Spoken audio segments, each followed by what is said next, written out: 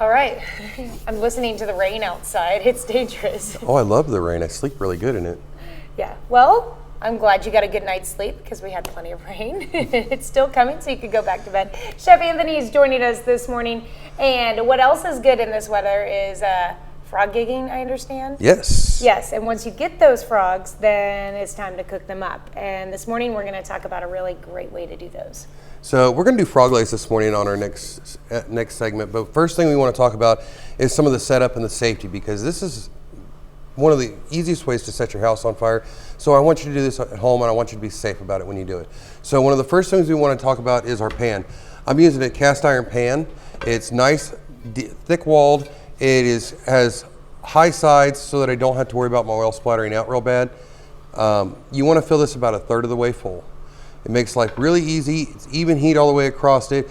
And if you have a lid large enough for it, that makes it even better. Make sure you keep it within arm's reach, because a grease fire, you put it out by smothering either flour. But since we're doing frying, we already have flour with us, so we're in good shape. Nice. Okay. So we set up our station here. We're going to do a dry, wet, dry method. So we'll have seasoned flour, an egg wash set up, and we'll have more seasoned flour to put it in. And we have our metal tongs. Make sure you don't use the ones that are coated in rubber on the end, because you don't want them to melt. Yes. So if you have a thermometer that you can mount onto the side of your pan so that you can kind of keep a track of your temperature, you want to try and keep it between 300 and 325. Okay. So, but with this particular pan and the amount of time I've been doing it, I pretty much have that down. So if you're using one of these Coleman grills and you're trying to get to that temperature, say you don't have that thermometer, like what setting? I will start mine up high till I get it to where I know it's starting to heat. Because it's a cast iron pan, it takes a little while to heat up.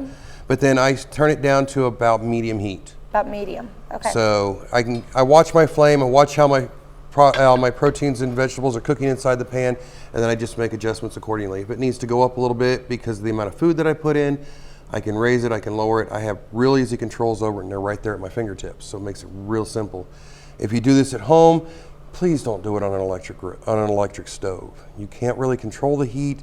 Electric stoves are hot, off, hot, off, hot, off. It's really hard, or they continuously just put out a lot of heat, and it's really hard to control what you're doing. So preferably a gas stove works the best, or a burner of some sort, something that you can control it. But you can use this same technique in your air fryers at home.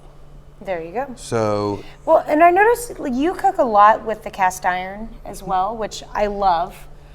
We have not talked about this yet, is making sure that your pans are properly seasoned. Yes, if you buy your pans from a reputable dealer, like I buy all of my stuff from Allied Restaurant Supply, all their pans come seasoned. So all I have to do is take it home, wipe it out, and I'm ready to go. When you're done, when you're done, do you ever just stick this in the dishwasher? No, I never put it in the dishwasher. I knew the answer to that. I have a stainless steel scrubber that kind of looks like chainmail that I use to scrub it out really good. And then when I'm done, I'll oil it all, dry it out, oil it down, and I'll put it in the oven for 10 minutes at 300 degrees. Kind of helps that oil sink right back down into the metal. Do you do that every time?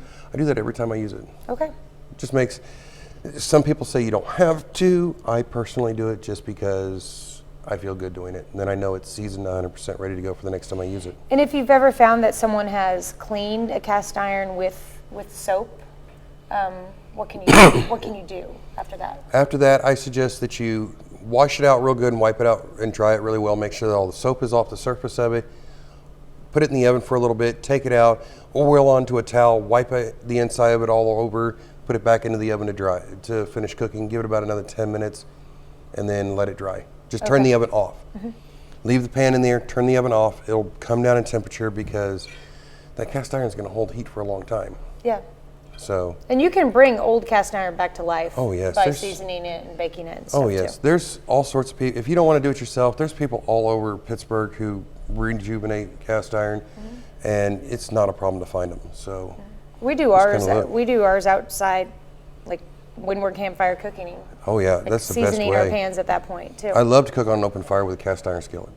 Anything cast iron on an open fire, it's great because you can put it right down into the coals. The coals aren't going to tear it up. So it just goes back to the old adage, buying good quality product to begin with, and then you don't have to worry about it. It's there when you need it. It'll do the job that you need it to do. So. Yes. All right. Well, okay, so any more safety tips we want to talk about? No, safety-wise, no. We're going to talk a little bit about setting up the seasoning system. I have farm fresh eggs here, and if anybody has gone to the grocery store lately to see the price of farm fresh eggs, or eggs in general. I went last night to buy a dozen eggs for this morning, and I was looking at $4.50 a dozen for eggs. Wow. And I went to see our friends over at Simon Market, and he has farm fresh eggs every day, $3 a dozen. And they're absolutely wonderful. I had breakfast this morning with the farm fresh eggs. Nice. It took me right back to Grandma's house and her going out and getting the eggs the night before. It was right there. The flavors, the taste, the textures, almost magical.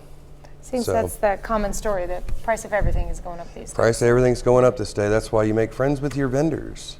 You know, those of us who go out to Walmart all the time, you can go to Walmart, but what good does it do you to make friends with the person in that produce department other than being a good person and trying to get to know new people?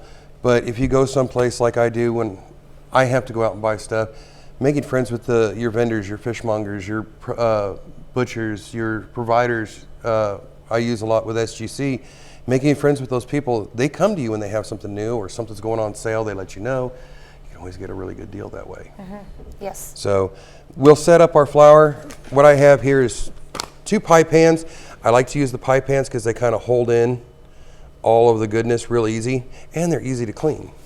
So, and we have a couple different seasoning blends. You can do salt, pepper into the flour.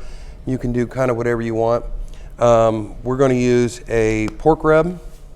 And this one, I know it sounds kind of funny, but this one's called the Kansas City's Taste of Cherry. Interesting. And it's really good. Smell that. Ooh, I love the smell of it. And then we'll just whisk in our seasoning right into our flour. 3 Little Pigs barbecue rub. I have been using it for about the last month at school, and it has been wonderful. The kids took to it like there was no tomorrow. They loved it. So, and as you can see, I've added enough to where I actually change the color of my flour. And I'll put both of these right next to each other for you so you can really see the difference. You can tell which one's been seasoned if you look into it because you can actually see your seasonings. Yes. But make sure and season both sides because you want seasoning against the protein or the vegetable, and then you want seasoning on your skin as well. So we'll just make sure we have plenty inside both. And our egg wash. What was the other option that you brought? We're not using it, but Oh, honey-kissed bird rub. Okay. That's really good on chicken, especially if you're going to roast it in the oven. Ooh, perfect blend of honey, brown sugar, paprika, and herbs. That sounds good too. Oh, it's good stuff. I've been finding, and a lot of people, well, you're cheating. No, if you find a really good rub that you like, use it. Take advantage of it. Use it for everything. Now, because this has a little bit of sweetness to it, a little bit of sugar in it, I went a little lighter on the seasoning for the outer crust because I don't want it to burn because sugar will burn quick. Okay. So I didn't put quite as much in this one, but I put a lot more on the inside one so I get the flavor against the protein. All right. So in our egg wash, I have 4 eggs, and I'm just going to add water to it until the eggs don't look clumpy or stuck together. And remember, when you whisk eggs, it's all about violence of motion. The faster you move the whisk, the more it breaks down the egg, the easier it is to get a coating onto it. Because if you've ever done it and you picked it up and you've got these long strings coming off, it means you didn't whisk it hard enough. Okay, well, we've got our breading station ready, aside from breaking the eggs and making our egg wash, and we've talked safety. So when we come back on the KOAM Morning News on Fox 14, it's time to start frying. We're going to fry frog legs and vegetables. Ooh, that sounds exciting. We'll be right back.